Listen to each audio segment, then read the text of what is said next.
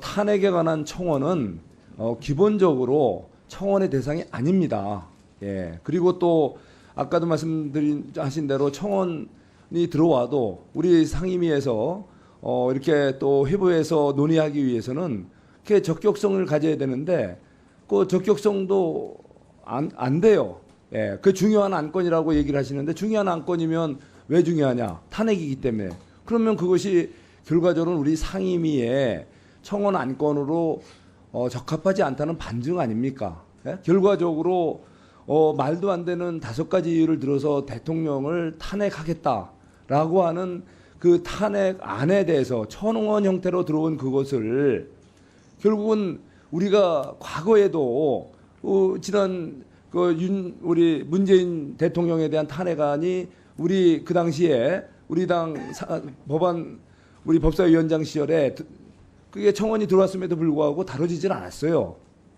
이유는 그게 성격상 탄핵에 관한 내용이 청원 대상이 아니로 봤기 때문에 그러면 지금 왔다고 해서 이게 달라질 건 없잖아요. 근데 그것을 마치 적법한 이런 청원인 양 그 대상도 아닌 그것을 갖다가 뭐 적법하게 정달하겠다고 했다가 그 대통령실은 여러 가지 법적 검토를 안 했겠어요? 분명히 그 불법적인 서류 전달이니까 거부했을 뿐인데 그것을 어거지로 마치 이거 거부를 고의적으로 하고 뭐 폭력적으로 거부하는 것처럼 뭐 그때 그 상황을 보면 참 이해가 안 가더라고요. 제발 좀 우리 국회가 민생이 산적하니 엄중한 시기에 제발 좀 그런 불필요한 행위로 국민들을 눈살 찌푸리게 하는 일이 없었으면 좋겠고요. 우리 법사위가 좀 정상적으로 오늘 논의하고 오늘 또 안건 조금 이따 대체 토론도 하겠지만 제발 좀 이제 오늘 모두에 있었던 것 같이 모범적인 모습을 위원장님께서 좀 많이 조성해 주시고 정상화를 시켜주셨으면 고맙겠습니다. 고맙습니다. 네, 의사진행에 관한 건데 위원장 요청사항이기 때문에 그것도 제가 답변 드리겠습니다. 수박밭에서 벌어진 일을 호박밭에서 얘기하면 안 됩니다. 무슨 얘기냐? 문 대통령 탄핵에 대한 거는요, 국회 청원이 아닙니다. 청와대 게시판 청원이었어요. 그래서 당시 청와대에서도 20만 명 이상이 청원을 하면 답변하게 돼 있습니다. 그래서 이거는 청와대 소관이 아니라 국회 소관이다. 그래서 답변하기 어렵다. 이렇게 얘기한 겁니다. 문재인 대통령 탄핵 청원을 국회에 했습니까? 국민의힘 의원님들은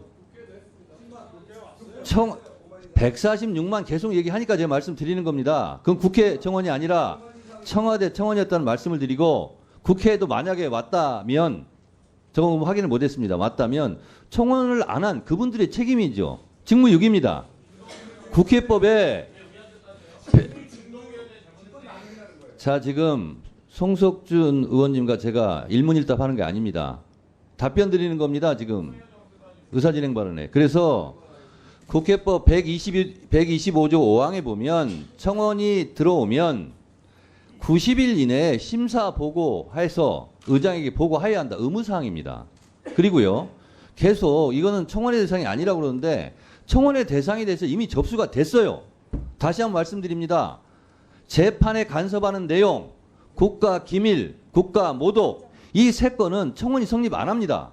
지금 140만 넘게 한 이 청원은 그 3가지 사항에 해당되지 않아서 자동 접수돼서 법사위에 지금 와 있는 거고 그걸 가지고 한 겁니다.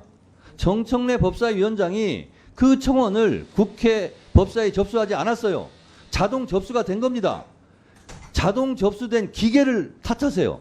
저를 뭐라 하지 마시고 저는 올라온 거기 때문에 그것을 청원 소위로 보낼 거냐 전체 회의에서 토론할 거냐 청문회 할 거냐 이거를 판단하는 겁니다. 몇 번을 말씀드려요. 자동으로 접수됐다고. 그래서 그 부분 가지고 계속 소용없는 그 토론은 의사진행 발언은 좀 자제해 주시기 바랍니다. 자, 박균택 의원님. 의사진행 발언인데 대통령실에서 왜 증인 출석을 방해하는 행위를 할까 생각을 해봤습니다. 제가 위원장님께 드리는 말씀입니다. 네, 의사진행 발언은 저를 보고해 주세요. 예. 아마도 대통령에게는 정치적 잘못이 있을지언정 법을 위반한 사실이 없어서 탄핵 사유가 되지 않는다. 따라서 증인들 출석을 방해해서 위법 사실이 드러나지 않게 만들겠다. 이런 생각이 있는 것 같습니다. 그거 말고는 해명이 안 되는 부분이겠죠. 근데 제가 보기에는 대통령에게는 이미 많은 위법 사항이 있습니다.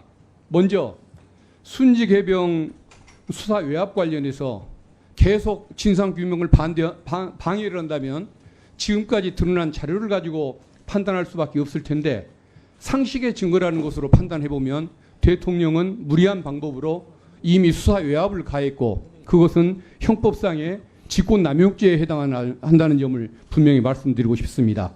그리고 지난 그 증인 출석 방해 그 행태가 대통령의 지시에 의한 것이라고 한다면 그것은 국회 증감법상의 그 위법 행위가 대통령에게 있는 것이고 비서실장 등 하급자가 그 행위를 저질렀는데 대통령이 직무상의 감독 의무가 있음에도 불구하고 그것을 내버려 둔다고 한다면 부작위에 의한 방조범이 되는 것이라고 볼 수가 있겠죠.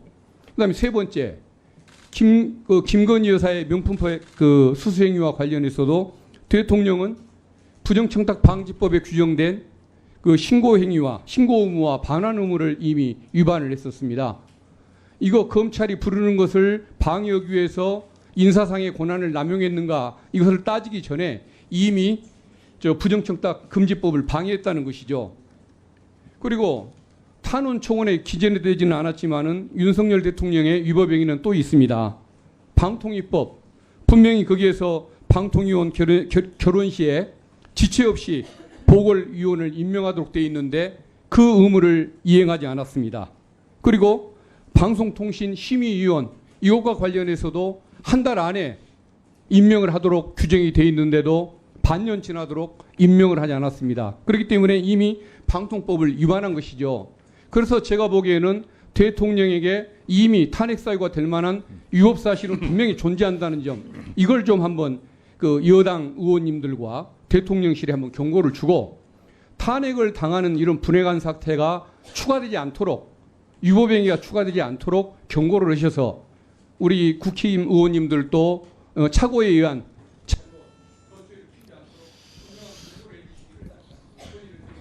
자,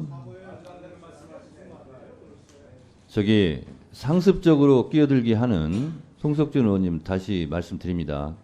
양쪽 다 똑같습니다. 우리 다음번에 제가 의결 한번 제안합니다. 서로 끼어들지 않기로 우리 한번 합의합시다. 그거는 서로를 위해서 좋은 것 같아요. 박균택 의원님의 의사진행 발언에 대해서 제가 말씀드리겠습니다. 방금 전에 제가 말씀드렸죠. 국회에 청원 문재인 대통령 탄핵 청원이 들어왔는가? 들어왔답니다. 제가 확인했습니다. 10만 명이 들어왔답니다. 그런데 그때는 탄핵 청원 소위를 안 열었던 것 같습니다. 그러면 그 당시에 법사위원장이 누구냐? 국민의힘 측의 여상규 위원장입니다. 제 개인적인 생각으로는 왜 이것을 그러면 청원은 심사를 하지 않았을까?